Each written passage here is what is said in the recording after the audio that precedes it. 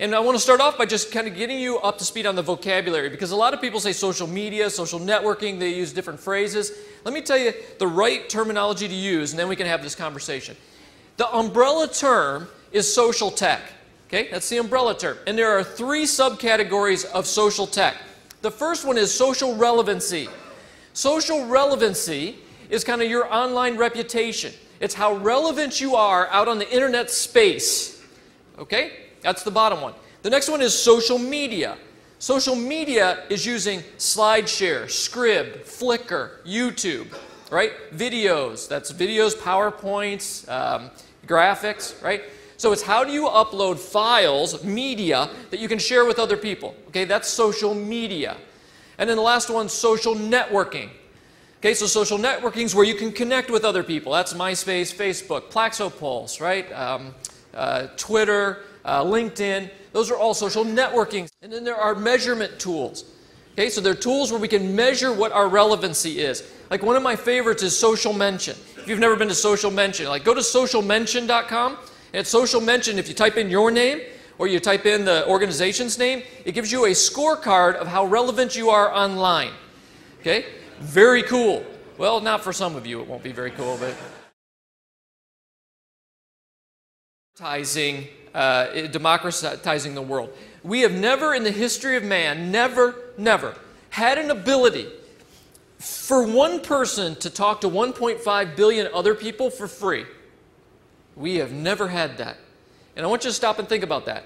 I'm not talking just about you personally. I'm talking about companies, organizations, people can now, for free, talk to 1.5 billion people. We've never had that. You always had to go through the newspapers or the magazines or write a book or go through radio or television, and it was filtered, or you had to pay a ton of money. Today, for free, you can talk to anybody you want. And that's dramatically changing how we sell. It's dramatically changing how companies market and advertise themselves. Okay? Switch to the Wafidi to switch the screens for me. All right, let me whip through some of these. Okay. What's the increase of companies that are using social networking compared to 2008? It's not even close. Like 6 months ago, in 2009, like middle of 2009. Businesses started going wild trying to figure out how to use social, okay? So in 2008, almost nobody was touching it. 2009, it started to go wild. 2010, everyone's trying to figure out how to bake it in. And there was one, should we be baking it into our products? You absolutely should be baking it into your products. It is how people communicate, and so you've got to find ways to bake it into the products. How do I keep my skin looking so young? Wow. You know, it's healthy living. You know, I try not to drink scotch after 10 o'clock at night, and, you know, I exercise a lot, you know, and, you know, just things like that. I try to stay out of the sun. The sun's very bad, I understand, so I try to stay out of the sun. What do people use Twitter for? If you'll hang on to that one, I'm going to do a whole 5 minutes on everything you need to know about Twitter and how to use it as a salesperson. Picked one thing I wanted you to understand out of this whole talk. It's this slide and the next slide, okay, which is how to build a river of information into your brain. If you want to be good at what you do and you want to elevate yourself past being a salesperson, you need to learn how to build a powerful river of information into your brain. So, like, I have this list of things that I use, that I pour into my brain. I only spend about 45 minutes a day looking at this stream of information. All right? Let me show you the kinds of stuff that you need to do.